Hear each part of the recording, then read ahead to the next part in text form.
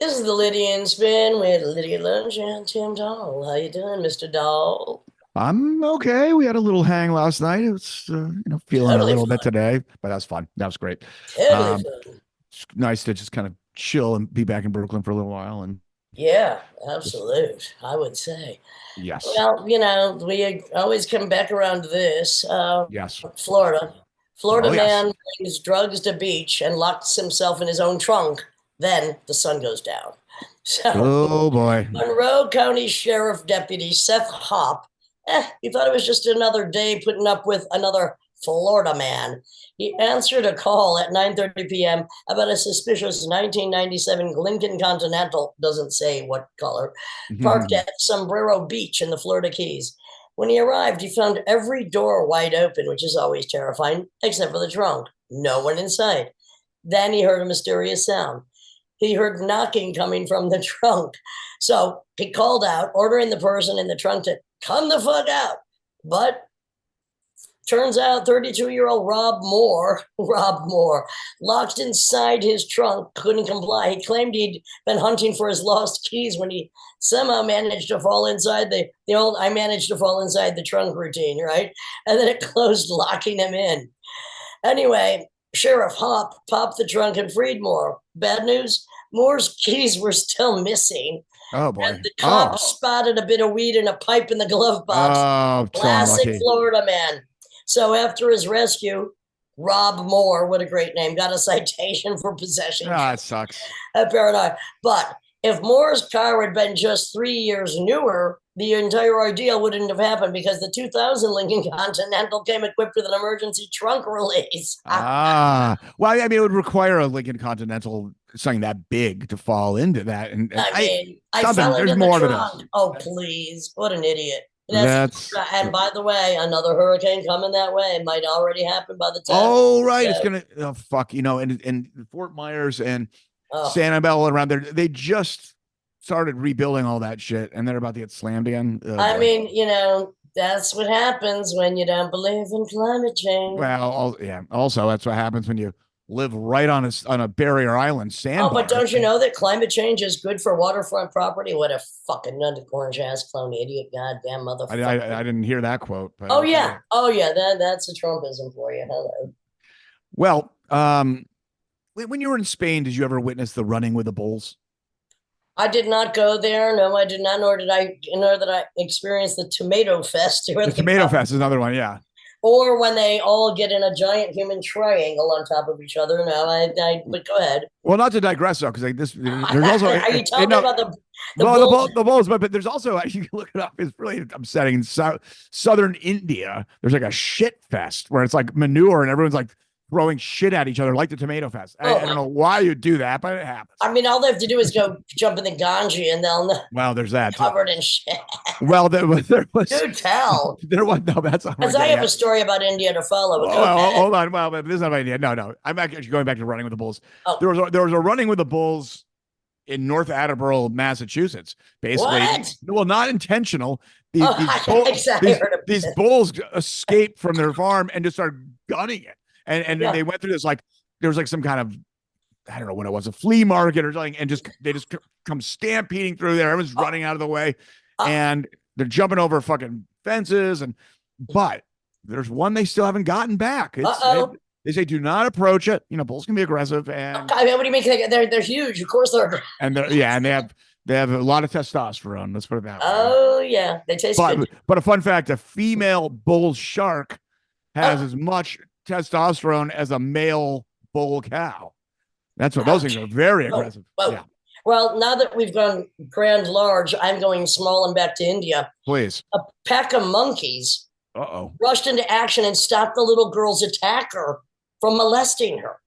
Oh, The I heard about 6-year-old this. parents claimed that the man had lured their daughter into an abandoned home in Bagpat, India, and when he took off her clothes and tried to molest her, and a group of monkeys reportedly rushed at the man, forcing him to get off the girl and flee. The little girl made it home, and her parents reported what happened to the Times of India. The monkey saved her. Now, it's interesting because, as we know, as we've talked about, There are packs of monkeys that will chase dogs off a cliff and make them die. And then there's also the orangutan story we told recently. Yeah, they can, it's, well, hold those monkeys. Well, I guess, there's different packs just like humans. You never know whether they're going to kiss you or kill you. Well, I mean, when they study, what do you call them? Baboons, who can be very Yeah. aggressive. Yeah. And naughty. Yes, but there'll be one tyrant Yeah. asshole baboon and is bullying everyone and it's just a piece of shit. Know anybody like that? And when they die, the stress and the anxiety in the baboon pack goes way down. I mean, one asshole can always cause a fucking problem. I mean, I always like the story about the elephants who like mourn when a baby dies, and then it's very sad, and then they're in mourning, or the very sad portrayal of a bleeding elephant in Santa Sangre by Jodorowsky, one of my favorite films. I'm going to go even smaller this time, and this is a one question quiz. Please. How many ants, ants, yes, do you think are on this planet? Holy shit. Well, I mean, first of all, also ants are one of the. How would they determine this? Well, I'm going to tell you. Ants are one of the smartest insects. I mean, their underground compounds are like one corner for food, one for the graveyard, one for the hospital, one for the space exploration, whatever. The number of ants on Earth is far bigger than anybody had. It's actually 20 times higher than previously believed. So they think it's 20, can't even wrap our heads around it, quadrillion ants. That's 20,000 trillion. Yeah, that's just so abstract at that Okay, point, so Sabine S. Newton is the co-author of the study and an insect expert. And she said, we had virtually no expectations because the numbers circulating previously in scientific writings were essentially grossly underestimated. But the number was revealed by researchers at the University of Würzburg, Germany. They found that the world's population of these incredible creatures are, of course, concentrated in tropical and subtropical regions. And so the study is just, first of all, what goes on below our feet can be as terrifying as what goes. Well, I guess anteaters will never starve. Well, I always love a chocolate covered ant myself. I guess I'll never go hungry either. What the hell? Yeah. I'm just saying. Ants, 20,000 trillion. Trillion. That's it. No, quadrillion. 20 quadrillion. 20 quadrillion. Yeah, exactly. 20. Can't wrap our heads around it. Andy Norton, 32-year-old Andy Norton, suffering congestion, sleep apnea, his whole life, asthma. Right. And just the other day, he's in the shower and he's, steaming up and he blows his nose in the shower and a Lego piece comes out. What? It had been in his nasal passage for 26 years. Ouch. Nope. And he was playing with it and he had jammed one of those little figurine Lego characters. It's like to stick things up their nose. I think it was the head of that. Well, the mom she took tweezers to get everything out. She thought she had everything, but nope, that thing was. How many did you freaking have up there? No, you had one little piece, like the head of one of the figurine. Okay, but so a little piece was lodged. But he had it was like a full flashback when it came out of his nose because he'd forgotten the whole situation, and he goes, "That's been up there for 26 years," and it caused all these problems. He's plastic. He could go maybe some cancer issues later down. Yeah, that's hideous. But I didn't know this. Lego, there's an estimated 36 billion Lego pieces have been made on this planet. 36 billion. A couple are going to go up the nose. Yes, exactly. A couple are going to go up the old nose. I'm surprised it just didn't get grown over up there. I don't know. I have no fucking idea. Well, I'm surprised it wasn't detected. As if microplastics aren't enough. Now we've got major plastic. Yes. Leave it to children. Whatever. This kind of a brutal story. Please. Alex Cronus. He was in an Econo Lodge outside of in Kentucky, outside of Cincinnati. Okay. And he died. So basically, he goes in the shower and the hot water was way over any kind of regulator. It was over 150 Usually degrees. You can't get a fucking drop of hot water in this Yeah. So something went haywire and he basically immediately slipped back. He's like, oh my God, it burns. And then he slipped and hit his head. He couldn't move. And then basically it just poured on him. And basically, scalding him. Yeah, scalded him to death. Oh. And Oh, I mean, they say that basically hot water, like a full blast hot water from your sink or your shower, if the regulators are in there and yeah. dealing with it, it shouldn't surpass 120 degrees, which can still burn the fuck out of you. But It's amazing you say that because I just had in my building, I didn't notice the water was shut off because I was too busy. Had new water meters installed in the basement, which we were warned that, there might be an out 1 hour long water shut off. Didn't notice, but I'm glad I won't be scalded. But there is good news what's that? beyond death. So research identifies a possible or an actual third state beyond life and death in a breakthrough for medical science. So Whoa. yeah, this is kind of interesting. Sounds terrifying. Well, not really.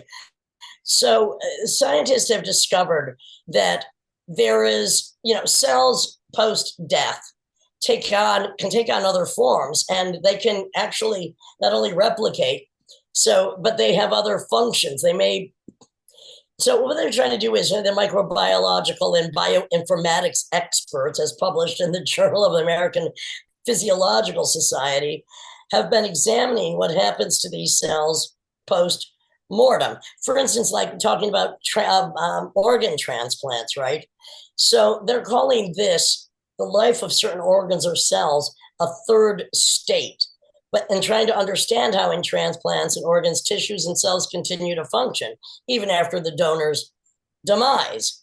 And they discovered a kind of mind blowing reason. They said with the right nutrients, oxygen, bioelectricity, biochemical signals, cells undergo a metamorphosis into multicellular life forms, and they can take on new functions. So this third state has been observed earlier in the skin of deceased frog embryos from Tufts University and University of Vermont, who identified the potential of the deceased frog embryo cells forming into multicellular xenobots that can self-organize and repair themselves. It's kind of like a cellular version of a salamander's tail being cut off, and then it grows one back. So cells, when taken and contained soon enough and kept in the right proper circumstances, can then develop this third state. So now they're just trying to understand what to do with it. Whoa. What can we do? And also they think that the presence of these special channels and pumps in the outer membranes of cells, which serve as this integral electrical circuit, they're hoping that in studying this, they're going to be able to, for instance, the electrical signals in these channels of the cells kickstart communication between the cells. So with the right properties, researchers think they're going to be able to guide these tissues into correction of problems within the body, for instance, cystic fibrosis. And within patients with cystic fibrosis, they've engineered anthrobots, which are cells. It's kind of like stem cell therapy, but this is going even beyond it. Because again, the easiest way to break it down is a salamander's tail gets cut off, the cells regenerate and grow into one. So this is to me very interesting because, of course, we don't know enough about it. But we don't know, we need more stem cell research. We need to understand. Look, everything is based upon a single cellular structure. Why I talk to mine to keep the cancer away. Just saying. Yeah, it's the question is, you hear about all these interesting discoveries and all stuff, and when is it? When are they going to apply it? I mean, it still takes so many fucking years for. Well, and you know what? I mean, it's quite simple. They might have cures for everything, but America, of course, just the thing that's going on in the news today, where I'll just take like the drugs needed to keep your diabetes in check, or the Ozempic that a lot of people are on, which costs like $900 here, $140 in Canada, and $50 in Germany. Part of the problem is they want you to be sick so they can milk you until death. Then they can milk your cells after death and turn them into something else. And what's interesting is this study was done at the Biological Sciences at the City of Hope. I don't know where the City of Hope even is, but City of Hope. We better hope for something. City of fucking Hope. I got to look that up. I have no idea where that is. I'm thinking Tufts University and the University of Vermont. Yeah. Oh, okay. That's where a lot of Tufts University, a lot of medical. Boston has a lot of medical. science and development. But cells, I mean, like plants, I mean, the cellular structure of plants, I mean, they understand a language in which they communicate with each other in order to warn each other when a bacteria or an infection is seeping toward them. And the same that, our body, you can talk to yourself. Do you think there's ever been a defiant plant? Like they're giving a message and things like, fuck you. I'm going to die, a suicidal plant. I think I'm done. I've just had enough. I'm going down. Too Oh my many ants God. are on my roots. Would they get that fucking 20 Oh. quadrillion ants off my goddamn roots? How much Yeah. can I Have take? you ever been bitten by a red ant when you were a kid? No, but when I was in the post office today, there was a spider on the envelope. I wasn't happy about that. No, I was never bitten by a red. Fucking red ants, man. And those things are so small. And the word is their venom is more powerful than the most powerful snake venoms, but it's so microscopic Yeah. that you're not gonna like die. But that's why it's like, how do you get I this? try to stay away from ant hills, especially when red ones or fire ants are harboring their Oh God, yeah. menacing Well, conspiracy. fortunately, we don't have army ants here. That's true. Yeah, that's true. Oh, The thing about spiders, which I love spiders, but they kind of they try to commit murder on my body. Is I love spiders, but usually I only see one at a time. No biggie. Wipe it off the envelope. Ants, 20 quadrillion. I'm not digging any more graves in my backyard. I'm just saying. Are there any insects that kind of make you gag? Like they just create a primal reaction. Oh, the giant fucking water bugs, Sherman cockroaches. I think that's about it. I mean, other than that, I'm not squeamish. If I see one of those creepy centipedes in the bathroom, oh well, yeah.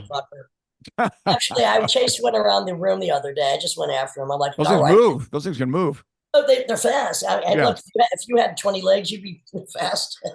All I know is I'm glad these insects aren't the size of humans because those things are strong and fast as fuck. We would be, an ant could basically pick up a car. Our size. Yeah. Can you imagine a life-size centipede?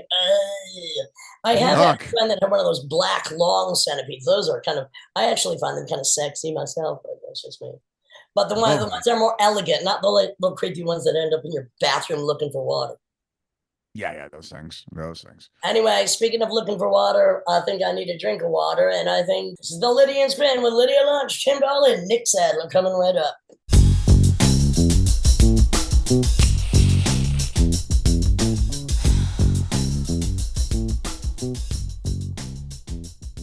This is the Lydian Spin with Lydia Lunch, Tim Dahl, and Nick Sadler, composer, guitarist. Was in Daughters, many other projects, and covered a Roland S. Howard song. Thank you very much. Luminescent, beautiful rendition of it. Fantastic. Thank you. Appreciate it. So what's going on in Rhode Island? Good Lord. Skyrocketing cost of living is kind of the theme in my life right now. We're having a baby in November, so suddenly I'm thinking differently about money. And this place has become expensive in a way that is entirely unwarranted. I mean, everywhere. Everywhere is insane right now. And my friends who are from different countries, they come back. They're like, I remember certain things were kind of costly here, but like, huh? So the regulations don't really work. And a lot of it turns out, the whole thing was inflation, and we're paying back. That's true. But it turns out price gouging is actually one of the huge ones because there's no regulation on anything. It's time for the art farm, let's face it. I mean, I'm a cultist. I got a bit of, I don't even want to quote, or I don't even want to describe the cult leaders that are part of them lives inside me. So Nick, you have your life's about to change radically. You have a child due in a couple of months. And we were going to play together, but because of it, basically that gig was going to be right on around the due date, you felt like maybe that wasn't the right idea, which was fine. But what's your plan with just music in general now that you have this new human being in your immediate life? And it's music's so hard to begin with. Yeah. I mean, it's so in terms of just doing I have a feeling the child might start a band with Matt Nelson's son Roscoe eventually. I hope so. Roscoe's already playing all kinds of instruments. Yeah. I have this like latent notion. I'm not taking it very seriously, but it's peripheral in my mind that I'll keep my kid away from art and music and just kind of avoid the struggle that I've lived with my entire life. Well, let's face it, most rebellion will probably end up being a Republican banker. I mean, that's what happens. I mean, are we like our parents? No. Yeah, not at all. And I got friends who are, I because I'm in music, I know a lot of tattoo artists. Is like pretty analogous parallel existences in this day and age. And some of my friends are head to toe tattooed everywhere you can imagine. Both parents and their kids just think tattoos are the stupidest shit. Um, That's just one small example. Yeah, we had Eddie Deutsch on a couple of months ago. He's an amazing tattoo artist now living in Nashville. And yeah, yeah. Well, I mean, I guess the kind of comparison is like tattoos or music. It's kind of all or nothing, right? You kind of can't go like partially in. Are you gonna really do it or not? I mean, I don't know. yeah, I have no tattoos. I have zero. But that's you know that's what? I have zero tattoos too, and I You're always get both called a tattooed on the unicorn. soul. You're both tattooed on the soul. Your soul has many colors. All Well, put there by, I wish all put there by a needle full of ink from me, but that's not, I'm just fantasizing. one day, one day. I'll you stand know. with the fucking soul, bro. I don't know what's wrong with me today. I'm extra feisty because I was in Roll with it. Europe.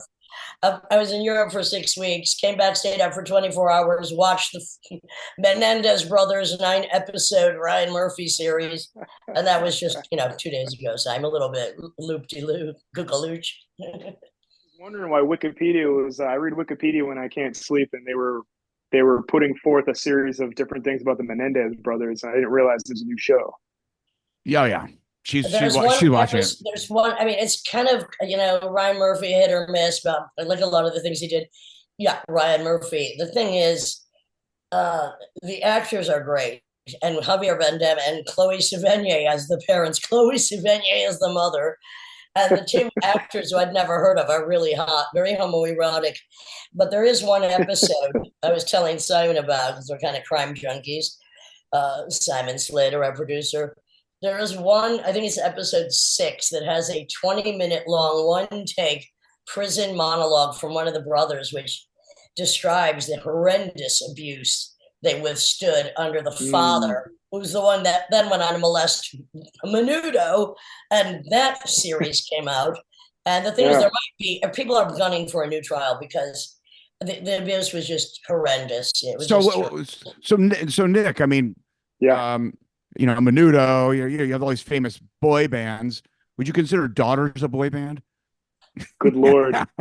I mean, Okay. in some sort of like literal, definitively Yeah, literal yeah. way. Literally, I know. Yeah. We've always been like the, at least in our minds, stuff like that always felt like the antithesis for us. But I mean, we all grew up quite young. We were like the young kids in a variety of different underground music subcultures and countercultures and stuff like that. And the weird acceptance on a larger scale that we've experienced in recent years has just been shocking to everybody. like with Um, Ipecac Records. I mean, that album was great. Thank you. That was really Um, cool and diverse, which is what's the most interesting part about it. Man, that shit took me so fucking long to make, and I was certain that I was embarrassing myself. It was just like I was in this headspace where I couldn't live up to the few things that I would have liked to. I don't usually think that way, but I felt like maybe I was getting old or something, and shocked to see how Honey, it turned out. it's bound to happen. When listening to it and reviewing the daughter's career, I Yeah. mean, some of the influences that I found, which I can't stand it when I know what people's record collection is, but in daughter's case, I found it a very kind of certainly not nostalgic, but familiar in the best way possible. The same way I find Art Grey Noise, my favorite New York band, Mhm. familiar in a weird way. I mean, touches of the Fall, a little bit here and there, touches, of course, of Roland S. Howard. I mean, but it's diverse, so it's hard to say. Most bands they get one trick sound and bury it, kill it until it's dead. Yeah, but when we were younger, growing up in various music scenes, it was kind of a thing back then where whatever scene you were in, it came with an ascribed type of music, and you sort of weren't really able to step outside of that without being ostracized and gate kept and whatever else. But we were sort of doing that stuff anyway, and I think the reason why we got away with it when we were younger is because there were several of us doing it, and we were in several active bands, and so there was just sort of like a proof of concept happening Well, there. Who do you think I mean, musically, what was really influencing you, say, as a young whippersnapper? And then how did Oh that man, progress? it's like everything. The reason I mentioned that stuff about being having our listening be diverse is because I sort of look at Daughters sometimes as a way of like paying homage to the very concept of and pageantry of rock and roll in general in its totality. And so when you hear different types of elements in the music, or you find out that different scenes and different genres that are maybe unrelated have sort of adopted the music, I think to myself, well, that's because there's probably a little bit of everything in there. But the way you were leaning just now, I mean, all the things that would be classic to us are in that mix. So the Falls, certainly, all the Rolly bands, a lot of Nick Cave, obviously, When he was a was big great. one. Yeah, When he and was great. I mean, you could literally, I mean, all the no wave stuff was a huge deal when we were younger, for sure. We used to get a lot of Teenage Jesus comparisons. Hello, I beg to differ, but however, I I, guess it's in there somewhere. Well, what's yeah, interesting to me about that diversity is I'm a musical schizophrenic, but I'm a conceptualist. So I'll have a concept of a sound. I'll do that. So each band, other than Retrovirus, which was, my cover band of my music, each group would have a specific sound. Whereas with Daughters, the group had many different sounds. And that's what I found very interesting about it.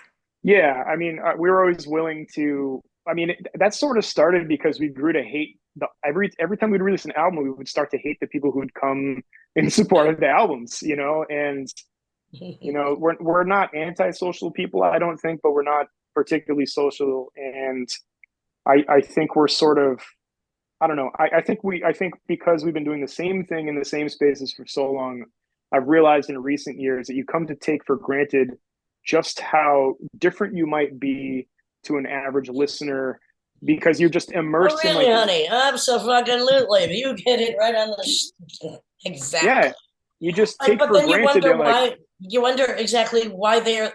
You can't decode an entire audience reason for being at that show at that night or buying that record. I always like when people say, "Oh, I got into your stuff when I was 14 or 15." I'm like, "Of course you did. That's the time to get into it, and you're still into it. What's wrong with you? Get the hell out of here! What did you just clone the audience? It's like it hasn't grown. No, now it's old men and their daughters. God. yeah, Well, really, but that's an interesting point, Nick, because perspective, when you go so deep into something, it's hard to get outside perspective. I mean, and that covers a lot of ground. Like for instance, mixing a record, you get so yeah, intimate into all the parts, and then it's kind of hard to. That's why a producer can be very helpful sometimes, because it's kind of hard to get out of that. And of course, yeah, I played in the orchestra with on contrabass. It'd be so hard to play in tune with like six contrabass players, because the way low frequencies project, you kind of have to hear out. You literally have to train your ears to hear out. So it's kind of yeah. interesting when you say it's hard to get perspective about, like, well, maybe you're a weirdo to other people, and you're Well, and and you're also if so something takes like a long time, like I think the longest I've ever been in the recording studio was 3 or 4 days because Yeah. I would have the concept, perfect it, then go in. But if something takes a lot longer to finish, you then can start getting, well, I don't because I'm an immediate artist, but you're already beyond what you're just doing sometimes. You want Yeah, to I go on mean, to the next thing. yeah, that's exactly true. By the time we're recording a record, I mean, I hate it, and I know it so well that Well, you should hear um, it from my ears. I usually tell people you should see yourself through my eyes. I'm going to say you should hear yourself through my ears. What about well, that? I mean, you know, it's just like, we've worked for a long time with a studio here in Rhode Island called Machines at Magnets. I've personally done something like 20 different recordings with these people, and We've played there in many formats, sure. yeah, that's right. Um, I think you played there with Whore Paint. I yes, think I did. Yeah. correct. So is that where you Um, record? That's where you record all your records. You're basically saying. Yeah, all but one. And the engineer we work with, his name is Seth Manchester. He does a lot of wonderful work with a lot of different types of groups. And he's just like this. I mean, he's not quite untapped now. I think everyone's starting to figure out that he's got this kind of like, I don't want to paint it the wrong way, but he's developing like a legacy as a producer. So for certain types of challenging music, or even just aggressive music or artful music in some sense, he's developing like his own kind of Steve Albini type aesthetic. Like you sort of know, I call it the Seth Manchester snare. He's got this particular snare sound that he's able to get out of that studio. And for those who know the first song on You Won't Get What You Want, it's called City Song. I had a MIDI snare there, and that sounded good. But then he brought in the Manchester snare, and and just kind of doubled down and made it sound so much more. I don't know. Can you make a snare drum sound bleak? He did. He found a way to make it sound sort of miserable, and that was perfect for what we were doing. I mean, we can go back to Teenage Jesus for a minute. That's all we had was a snare, and it sounded pretty fucking miserable. Totally. Yeah. Should I send the guy that played it? Yeah. So you guys, so Doddridge is back again, right? Or no? No, I mean, I don't want to get too deep into it, but okay. Something super shitty happened to us, and it made just this unholy domino effect of horrible things happen to some of the members. I was hospitalized last year, all kinds of weird shit. You would never believe sorry it. to hear that. Yeah, and I just don't know what the fuck we're doing. It's pretty interesting though, because you can see there's just like this giant amount of support for our band regardless, and hard to know what it can be and what it can't be. And I'm feeling a little bit embittered by it all, because this is like kind of my vision, this band, and so by proxy, like 22 years of my hard work as the principal songwriter just basically stolen from me. And so I'm living a life that's not like a nightmare now. It's getting better all the time, but I feel like I'm in somebody else's existence, because I was snapped out of even just the sense of self that I had cultivated for like 25 years was kind of turned into a vacuum. And so there's a lot of fear around it, and a lot of it feels hopelessness. It's bizarre because it's in some ways a very precarious time in many ways. And what's interesting is, while, for instance, female rap music is so outrageous, I mean, it's gone beyond what, one of my greatest performances was debating the guy, Tipper Gore's best friend, who record labeling about Two Live Crew, and debating that, hey, the Bible's more grotesque.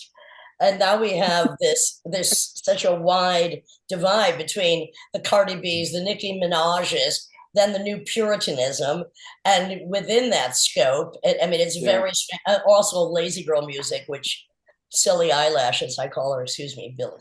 I shouldn't say Billie Eyelash. Yeah. What was really odd? 2019, when You Won't Get What You Want came out, we hit an echelon in music where you hit that space where people start going, wow, like they made it. This is a thing, and you develop all these best friends, like just an endless sea of just. It's disturbing from this perspective now, but at the time, Billie Eilish was starting to get attention, and there was all these people talking about how Daughters was going to end up playing with Billie Eilish, and I thought that was just the strangest concept. It was clearly never going to happen. That's the music for, like middle schoolers or high school people or something. Sleepy people.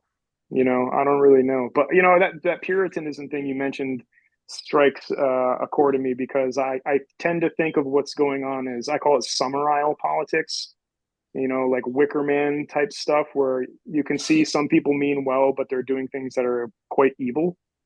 And when you experience something like I experienced from the inside out, and you have information that you can't really share, and you just see the way people behave en masse, it's pretty fucking disturbing. And it's frightening. It's frightening, actually. It's terrifying. You're being vague, but I do understand what you're talking about. I find it highly disturbing. I mean, and I wouldn't mind talking with you about this later. Well, sure. Well, because I have a very different. I think that most people are assholes at one time in their life or another, and we've been raised by assholes. So if you expect somebody to not be an asshole, or I always say, women want a nice guy that pretends to be an asshole, but you get an asshole who pretends to be a nice guy. What are you going to do? Every girl wants a serial killer for a boyfriend until she gets one. I mean, this is the conundrum of the human condition. And it's bizarre, again, going back to that divide between complete pop pornography, and then the new Puritanism. I mean, where the fuck is this? Where, what Twilight Zone do we end up in? I know, and good luck with making the unconscious conscious. Oh no, you can't. It's like impossible. Sometimes I'll speak to people candidly in private who have a pretty hardline opinion on what happened, and by the time I'm done speaking, which it doesn't really take very long, they start to ask questions. But I can't do that for a world of people around the globe, because it was like this crazy cosmic irony that the universe should open up and go, you know what? You've been doing this your entire life. You guys are going to be self-employed professional musicians, and that's the rest of your life. And then within like 2 years, it was like, we actually the universe created that so that you could be humiliated on a fucking grand scale. And it was just like, I don't know, man. It's just a lot to think about and process. And even having the language this is the first interview I've done since that. This is the first time I actually discussing it, even as vaguely. We're not going to be very specific about this, but we can imagine it involves two very different opinions about the same situation. And sometimes I just saw this news clip about something called liar's dividend, which is saying that actually people like they will, well, we see this with the Trumpism. Like, it doesn't matter if people are lying. It's actually people that lie, as opposed to people who apologize, have more of a dedicated fan base. What? Yeah, so, I mean, my problem is I'm an eternal truth teller. I think this has been the deficit of my entire fucking career. I should need to just start fucking lying. I'm just going to start lying about everything. And honestly, then maybe I can relate. I feel like the more truthful I am as a human being, and even the kind of truthful where I'm not unnecessarily harsh with my language, I'm just trying to be an honest person, the more I seem to be taken advantage of. And I realized that really the balance is that, like, I also didn't have enough fight in me, which is interesting because I come from a place of fight. I come from a fraught place of violence, and I was able to overcome that. But I think I just went way far past and didn't have any balance. And so for a long time after what happened, I struggled with this notion of I had too much empathy. I didn't do enough to stand up for myself, that kind of stuff. And that my honesty would somehow seem to be a deficit. This goes back to the Menendez 9-episode series, because at one point, Javier Bardem, the fucking asshole father abuser of all time, the worst that anyone's ever heard of, just about, except for every other father on the planet, for the most part, he's telling Eric or Lyle, he's like, the son goes, why did you hit me? Why did you have to do that? Don't you realize what you did? And he said, I didn't hit you hard enough. That's why you're weak. And I'm just like, oh my God. Yeah. And it's kind of like it's kind of the reverse of what you're saying. It's like, there's some things that are just beyond human comprehension, where something can be so tight and cozy at one moment and then just be a bucket of shit dumped on your head the next, for what? And I also, social media, this is the deficit of that. That's why, other than this podcast, which I only do and don't listen to, I don't do social media. I don't have time for anyone's opinion. Yeah, you're smart. You're better for it. Nick. I mean, we've talked about this on the podcast before, but there's a lot of analysis that we're in a period of what they call post-enlightenment, and that the Enlightenment was the seed for what became the middle class in the industrial age. Because before that, the only people who had the right to make commentary on reality were in the West, at least, were like the church or like aristocracy. And then, but once the Enlightenment came about, it was the scientific method is what they doubled down on. And no matter what whatever angle or whatever background you're coming from, if you agreed upon the consensus of what scientific reality was, you were allowed to contribute. Now, if you're talking about with Trump or that, now that pillar is down, and you see it from all angles, all political ideologies, all philosophies, that basically truth and reality is ultimately a bigger threat than what's the perceived opponent is. And that if the truth disrupts your narrative, you're going to attack that more than you attack someone who might think is your enemy. Welcome to 2024. Yeah. You nailed it. You nailed it. And what is truth anyway? Because where are you going to go with it? Well, I mean, what is truth is fine, but the scientific it's a good question to ask. No, it's a great question to ask. Yeah. And we can go further with that because But that I know, also. no, there's scientific evidence of certain things that cannot be contested, which is absolute bullshit. Hello, welcome to the modern presidential non-debate. Let me ask you. I mean, because I've seen people who I've seen, I thought were very consistent and very educated, get caught up in mass hysteria and the frenzy of when the blood is spilled, the frenzy, and it kind of confuses me sometimes. What about the few friends that you've seen get caught up in ass frenzy instead of mass frenzy, where they just become a raging fucking asshole? I mean, we're not going to name them, but come on. Well, there's a small surround of chronic assholeism going around. Well, Nick, she's giving you an ass frenzy to me, though. Well, now that you're gonna be a dad. You're gonna be a dad soon, so she's just giving you some dad puns, kind of put in the library, But I love it. I love it when boys call me dad. I love it when boys call me daddy. Oh yeah, well, I'll be your fucking daddy. Just pray to God I'm not like my daddy doing it. Oh no. All right, well, all right, fine. What is it, father but a motherfucker? Let's face facts. So you've dedicated a lot of your life to music, a ton of it. I mean, you're it ain't done. You ain't done, son. So even if Daughter's on pause, or even if hypothetically it's done, maybe what about Sons of Daughters? The next phase. No. What do you have? Obviously, you're these first couple of years and being a dad, there's a lot of stuff that that's going to kind of take over your life. But musically, what do you have on the horizon besides? Are you just working at the house? Are you just kind of? I've somehow managed to stay in music at some capacity. In some respects, it's not how I envisioned it going for myself, but I am grateful. So. And you have your Bandcamp. Your Bandcamp is up. You've got some things on there. I don't know how updated that is, but I was checking that out. So I like having Bandcamp. I think it's great. People want to hear the music. Give me money or don't, whatever. We do it. We're not going to stop. Love it or loathe it. Who the fuck cares? We're going to continue.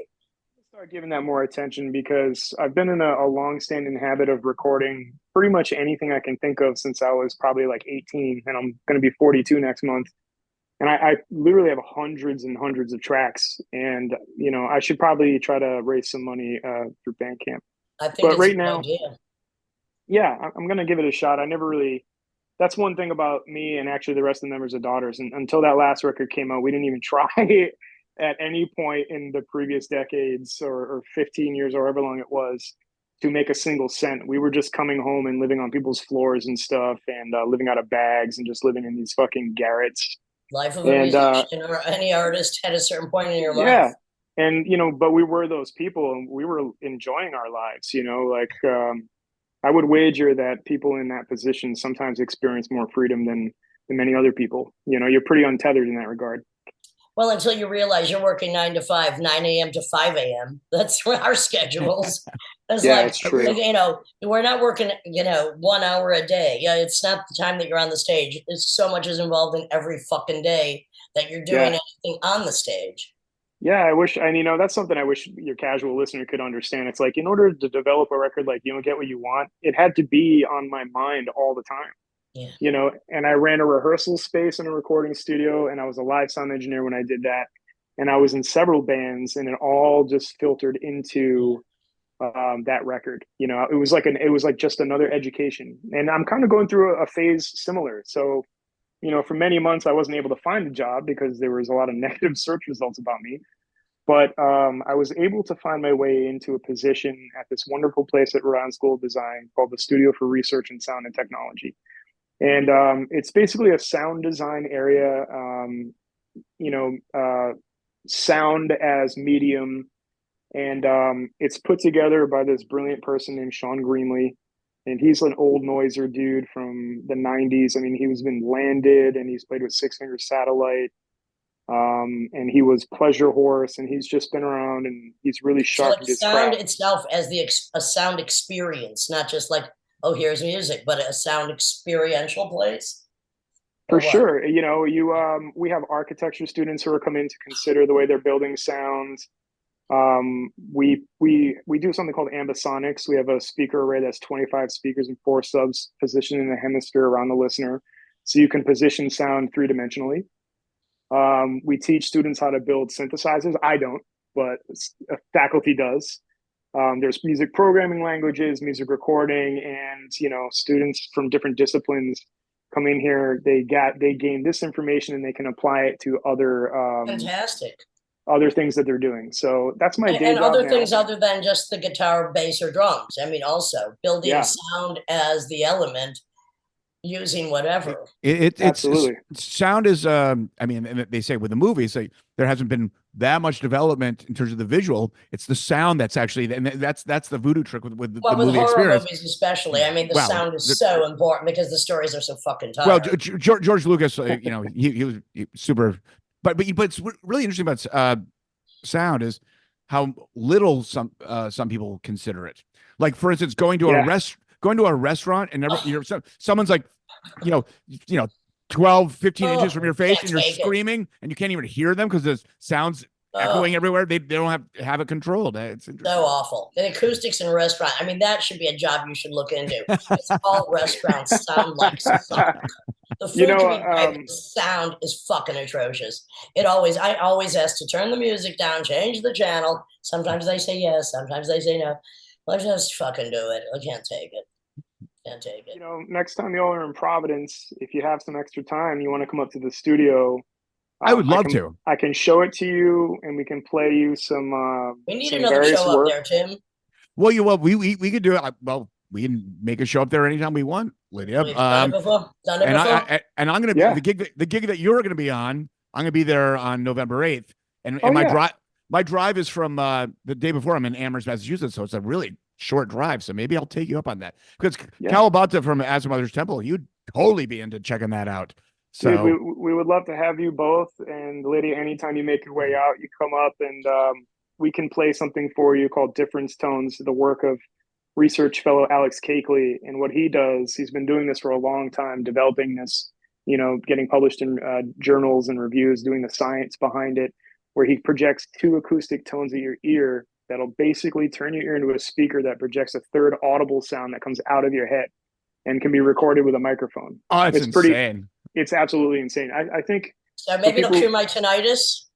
No, well, they do have some stuff for that. Yes, it might have some effect on hearing disabilities, but I can't speak to the extent of which because I'm kind of on the outside of that information. I only have it in one ear, the ear that stood near the last guitar player. Yeah, I have tinnitus pretty bad myself. I don't have it. Actually. I don't, which is strange. I didn't until quite recently. I didn't. Well, I used to think I could just hear electricity. Then I realized, the sound is in your head, honey. What about sound weapons? What as you're seeing this, the Cuban, what is it called? The Havana virus? Havana syndrome. Yeah. But sound weapons, and they've existed for a while. Of course, they're just getting more and more focused. Let's put it that way. About sound curation. Yeah, I mean, it's all there. The students can learn how to spatialize audio in an array of almost any size, and then make an installation. And from my perspective, it's all pretty experimental. And when I talk to people on the outside about it, it's like a new thing for humanity. It's not entirely. It's going on in various places around the world. We're just lucky to have a unique one here, started by someone who's made his life about it. And who's extremely knowledgeable and extra talented.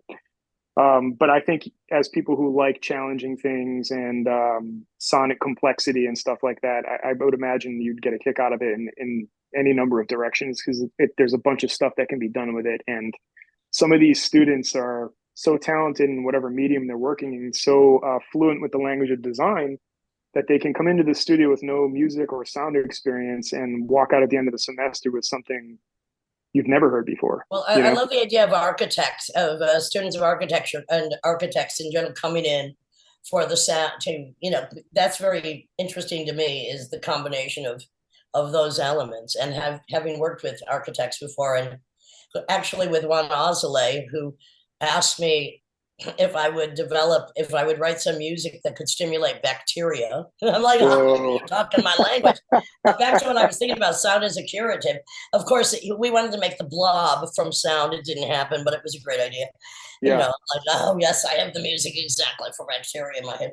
Of course, viruses, bacteria, images, etc. But Nick, I think that there could be sound weapons against cancer cells. I'm just thinking for the future.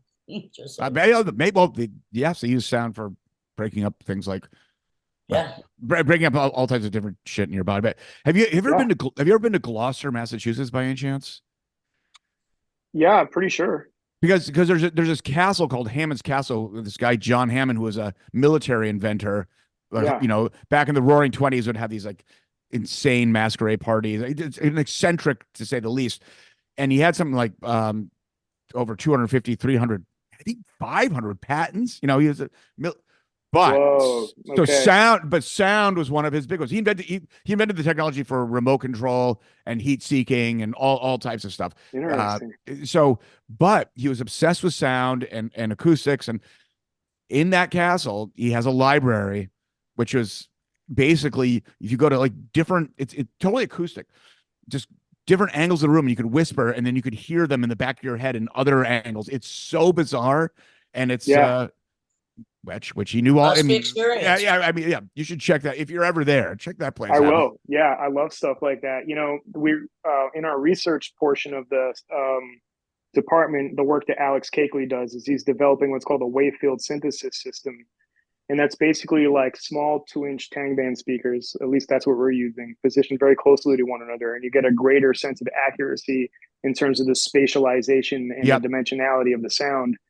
And before I got the job, this was in the job listing. I'd never heard of it. So I wanted to be prepared for the interview, and I read all about it. And in certain places, they have people sitting in an auditorium, which, by the way, some institutions will make an entire building based around this spatial audio concept. So that I'm familiar with it actually, but keep on going. Oh, okay. Yeah. And but with wavefield, they can position sound like whispering in your ear with mathematical accuracy if they want to. Yeah. Well, but so when I first heard about wavefield, and of course, maybe you're talking about it, using it in a different way. First time I heard about it was like 20 when it was just kind of coming out. It was 20 years ago. I don't know. I read a book, and it was like, and they were talking about it, and I think the Holocaust Museum in LA. There's a few of them that actually had this technology already, and as opposed to us growing up listening to popular music or whatever, and it's like stereo left and right.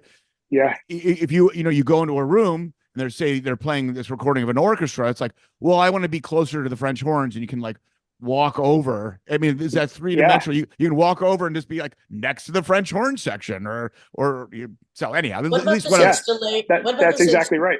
Yeah. What about this installation they have of the room of absolute dead silence, which nobody can stand for more than 40 minutes? That's the opposite of this, where the sound is just, there is no sound, and people just can't take it. They can go in, most people last 10 minutes. I think the longest somebody ever was like 45 minutes. I forget where this is, but it's an architecturally acoustic dead zone of sound. Yeah. So I think it's Switzerland, maybe. I don't know. It's like Switzerland in my mind's eye. So the thing is, for dead silence. No, but the thing is, and why they claim why people are attracted to like white noise machines, because there's a drone in the womb, and so total silence is so alien to us. It kind of never existed. Well, no wonder I hate the fucking white noise. Because you know what happened in my mother's womb? Oh yes, That's I do. I long for dead silence. Yes, I do. Do you want to share that, Lydia, or are you going to keep that to yourself for now?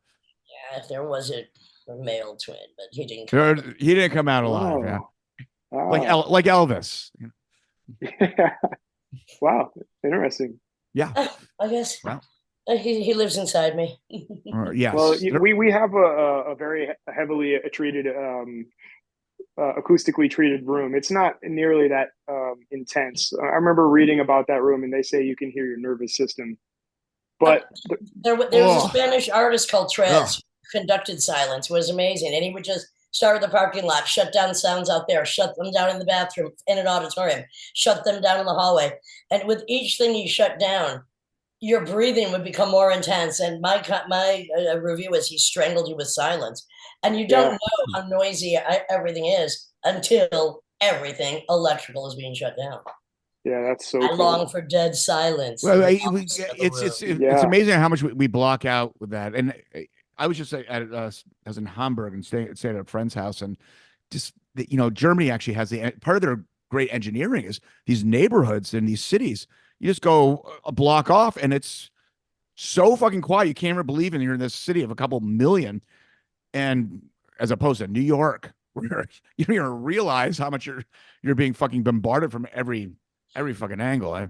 Anyhow, Yeah, I live in a pretty noisy. I mean, I live right off the highway. You can see the police station from my house, and the highway's right behind that. And but I'm also on the cusp of variety of cultural differences that are just I'm just kind of on this fault line in the city. And so you get a lot of overlap in terms of volume. So there's a shitload of police and fire hydrant sirens around me at all times. And then there's just a lot of, we have these like motorcycle and I don't know if they're called ATV, but basically like four-wheeler type gangs here with the loudest fucking stereos I've ever heard. No, they're not that good. That was a thing that really kind of developed during the pandemic. Yeah, just like exactly. Last time we were at Machines with Magnet, I went across the street and was flirting with some dad bikers. Yeah. Oh, one thing about Machines with Magnets, and I like the place, and it's fine, but something's up in the Pawtucket, Providence area when someone steals your spare tire. I was in a van. I was like, what the fuck? Someone stole our spare tire off the back of a van. It's like, I mean, how much did that motherfucker get for that? Like $20, if? Oh my God. Sounds about right, because I grew up in the town next to Pawtucket called Central Falls. It's 1 square mile. At least it was when I was there, considered the most densely populated area in the United States. Just this huge population crammed into this space, and it's with Pawtucket. And so, at least for me growing up, I always see them as one space. And so you just traverse both, when you're running around as a kid unsupervised. And us and the friends that we had from lower income neighborhoods just basically causing trouble and spray painting things and doing whatever. Being noisy. Yeah, and that's very much on point. I mean, these places, I don't want to disparage them because there's lots of good there, and I come from those places, and I used to disparage this type of shit along with everybody else, and then I realized how fucking wrong that is. And but you never know when you might have to move back there. Right. I was trying to, because we have this kid and our landlord just raised my rent. It's too crazy expensive to grow up in this shithole I come from. It's fucked up. To move back there, it's impossible. Yep. That's the truth. And art farm. That's a whole other conversation. Art farm's coming. The art commune has got to be happening soon. Otherwise, I am going to Guyana. Now, yes. I mean, so myself with that thought. Yeah. So daughters, because of the diversity, you guys like play with like Dillinger Escape Plan. I mean, it really covers a lot of ground, right? I mean, you guys were crossing over in a lot of different places. Yeah. Did you? I mean, I guess, was that being unsettled, or did you ever feel like you settled into your voice and you're just riding what you settled into? I've never really been able to reconcile that, other than to say, well, I guess I could say a few things. One is, personally, I feel like I'm an experiential person. I will say yes to things just to know and to, be a participant in life. And that seems weird to some people, especially because there's like a social currency with music that is 8,000% baloney, but people do spend it. And if you're from a certain area and you're seen with these other types of groups, then you're suddenly without value to those people just based on who's there and who likes what. It doesn't necessarily matter if the music is good in any respect. So there's this idea that Daughters is like open-minded and will just kind of try anything.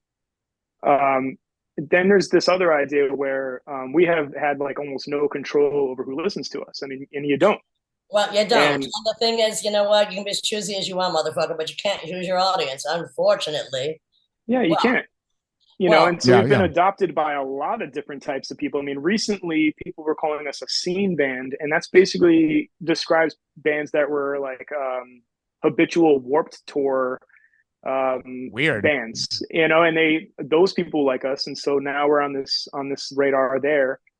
And then there's this other thing is where, Daughters was never arty enough to really ground ourselves in the various art type music, like the noise rock of the area. I mean, we played with everybody, but we were never really fully accepted there. And then we're never really fully accepted in any other place either. And so we kind of just took what we could get. You're being fully accepted here tonight because join the very small club. We are hardly accepted anywhere. Well, thank you. But Yeah, follow, I mean, I guess. follow through with your follow through with your point though. I want to see where you're going with this. I mean, you know, and so in some respects, I mean, depending on what community, actually, I hate that fucking word, but depending on where you find yourself, um, you know, maybe you're on a record label that caters to a certain audience and has a certain type of bands, and that's the label that's showing you attention and giving you support. And it's like, maybe that's the only one, not that you're ungrateful for it. And so every tour you get from that point on is associated with what is available to you through those channels.